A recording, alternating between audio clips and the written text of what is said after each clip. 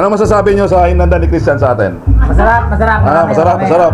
Ay, sobra sir, sobra. Sobra sarap. Masarap sa ng kalderetang kami.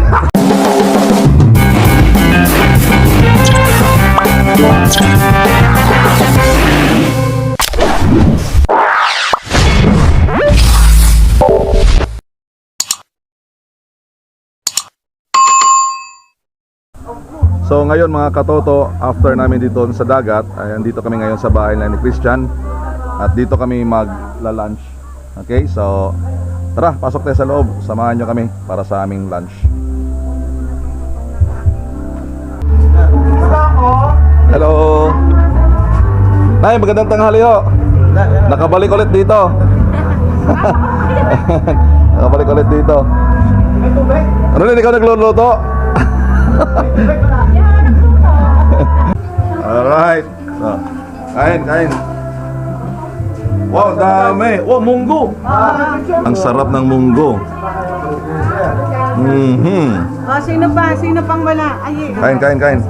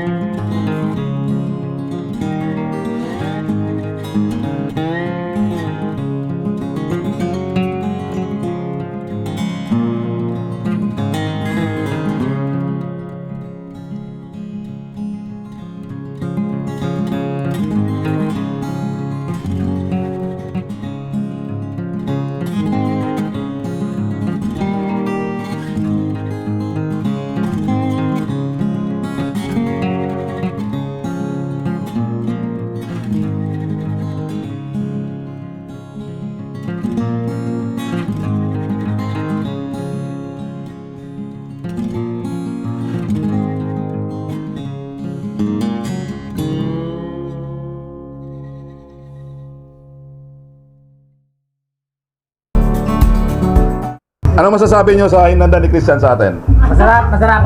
Masarap. Ay, sobra sir, sobra. Sobra sarap. Masarap sa ng kalderetang kami. Alvin, ano masasabi mo na nakapasama ka ngayon? Naku, panalong panalo. Panalo, di ba? Ano sabi mo? Sold.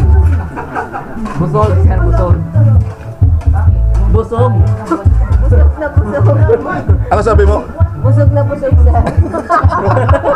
Anong masasabi mo ngayon na nakasama ka sa grupo? Thumbs up, sir. Jen, Sulit. May, ano masasabi mo, May? Masaya. Thank you kila Christian, kay nanay, sa asawa niya sa paghanda ng food. Alright. Thank you rin Arlene sa pagpapatulog at pagkain. Okay, so tapos na kami dito mananghalian. Nagpapaalam lang tayo kay nanay. Nay, maraming salamat po sa tanghalian. Napakasarap. Norilyn, tingin ka muna. Thank you ha, thank you. Ano pare, ewan ka muna. Nay, thank you po ha. Salamat po ng marami. Okay, so mga katoto, right after our lunch dito kay Christian, pupunta na kami kay Arlene para magbanlaw. And I don't know what exactly ang oras na pupunta kami sa Parola. But anyway, i-enjoy pa namin yung remaining time namin dito sa Calatagan. Alright? 2,000 years later. Okay mga katoto, at this point of time, pupunta kami sa Parola. Titingin lang doon kung anong meron doon. Okay? So, samahan nyo pa rin kami sa aming biyahe. Okay mga katoto, on the way na kami sa next destination namin, which is yung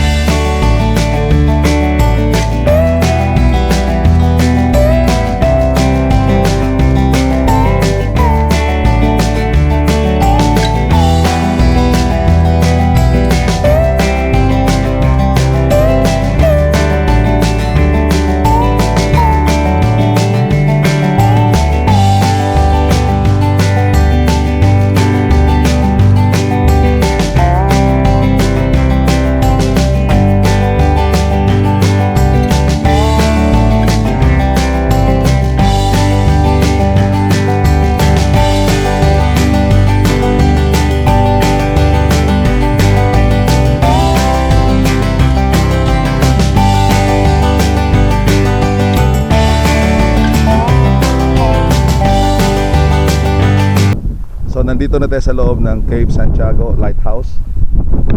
Okay. So, this marker symbolizes the beginning of the preservation of light station Cape Santiago through the collaborative efforts of Coast Guards District Southern Tagalog and the Municipality of Calatagan in commemoration of the 38th founding anniversary celebration of CGDSTL, the 7th day of March 2021. So yung lugar na ito, overlooking na po ang Mindoro area. So maganda ang view, napaka-relaxing. At yung makikita nyo ditong lighthouse ay talagang lumang-luma na. So napreserve ito at isa ito sa tourist spot dito sa Calatagan, Batangas. So ito yung pinaka lighthouse niya. Gawa siya sa bricks. So last night nandun kami kay Arlene. Ito yung nakikita ko na patay-sindi yung ilaw sa gabi. Okay, so yung lugar na ito, Mindoro area na yan. Napakagandang lugar. Nature na nature ang nasa paligid niya. Napaka sarap na mapasyalan itong mga ganitong lugar. At mabisita natin at makita natin kung anong mayroon dito. So we'll try to go inside para ma-check natin kung anong mayroon sa loob. So I think itong structure nito lumang-luma talaga. Hindi ko alam kung bakit may mga rooms dito. Ayan, puro siya mga rooms. Kabilaan, rooms din. Lumang-luma itong structure na ito. Welcome to my palace. Welcome to my palace. So itong bahay ko na ito ay matagal ko ito napatayo na. At matagal ko nang doon na bisita. So tapos naming bisitahin na ito ang isa sa mga heritage ng Calatagan, Batangas, ang Parola. At ngayon, meron kaming last point na pupuntahan, yung Casube Beach Resort. Undergoing construction ito. At sabi ni Riniel ay maganda ng lugar na ito. At enjoy natin ang lugar. 2,000 years later.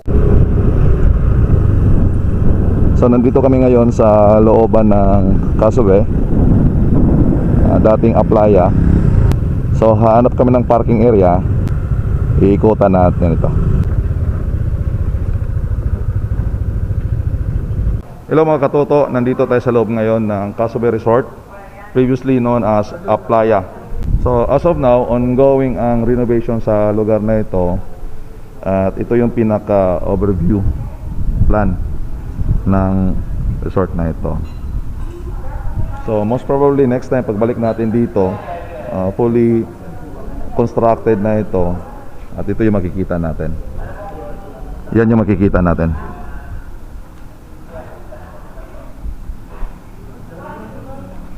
Napakaganda.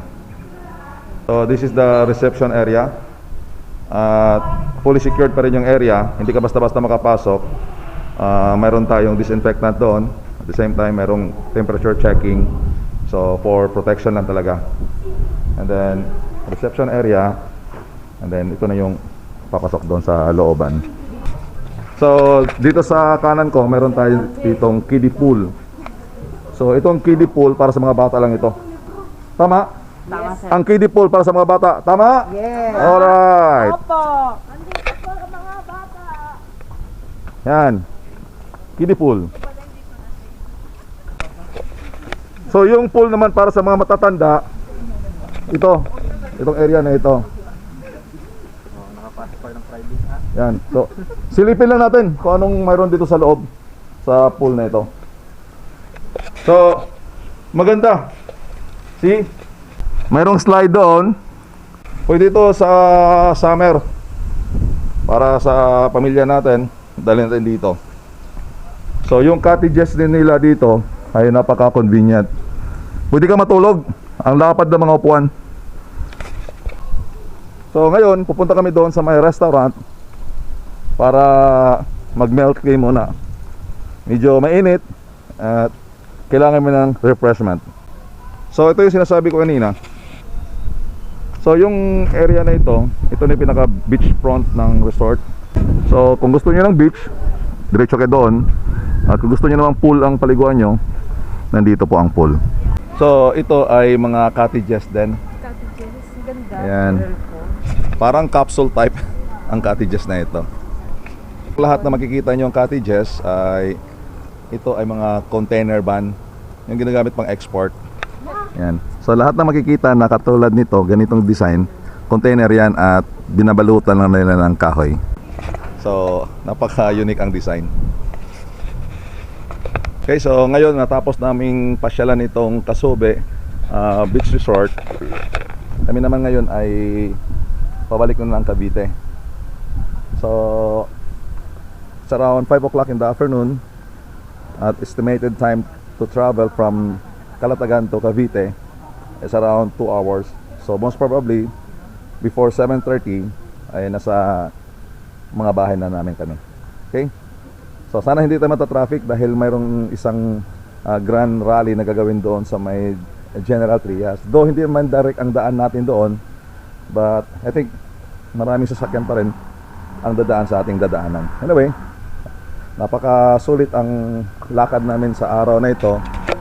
From the start, from yesterday hanggang sa oras na ito ay sulit ang pasyal na ginagawa namin. So magagawa lang natin ito kapag mayroong mga holidays at pag mawalang mga pasok.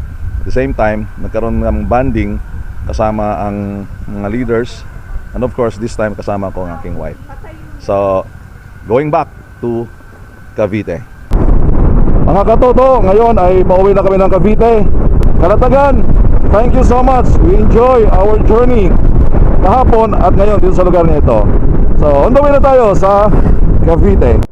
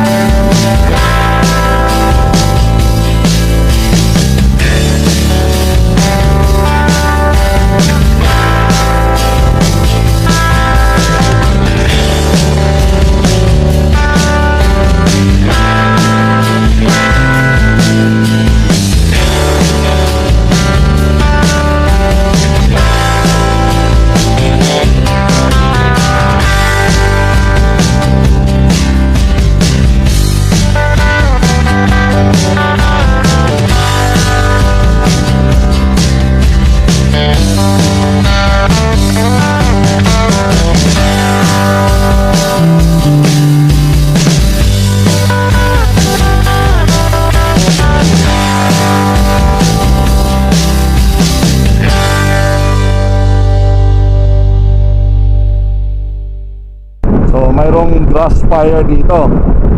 So yung tubo nasusunog. Yan. As of now, wala pang fire truck. So peligro yan. Aabot yan doon sa mga kapitbahay. So yan, ongoing grass fire.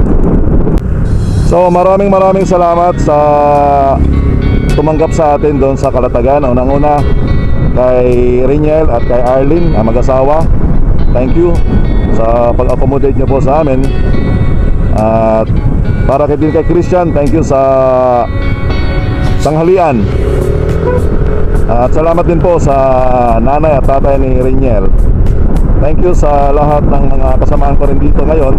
So ito yung mga kasama ko sa biyahe. Yan, si Jopay, si Joby, si Alvin, at si Jen at sa kanyang asawa, si Jason, kasama din namin kanina, si Arnel, si Roel, si Yuki, si Ayi, si Mark, at saka si Jerome. So sa lahat ng kasama ko sa rides na ito, thank you. At we enjoy the company, the banding. So hoping that this would not be the last ride na magkasama tayo. Mayroon pa mga susunod. So mga katoto, dito ko natatapusin ang vlog na ito. At papasok na kami ng Lian, Batangas. So maraming salamat sa pagsama niyo po sa akin dito sa vlog na ito. And please don't forget to subscribe. Kung hindi ka pa nakapag-subscribe, please do subscribe and hit the notification bell na sa ganun, updated ka sa lahat ng aking mga uploads. So maraming salamat sa araw na ito. At we really enjoy this journey, this adventure. So mula pa po kahapon hanggang kaninang hapon, so ang daming nangyayari. So first time ko rin makasama ang wife ko sa ganitong travel. And once again, this is JB Moto, nagsasabi sa inyo, ride ko to, ride nyo to, enjoy every day. God bless. See you on my next vlog. Thank you. Bye bye.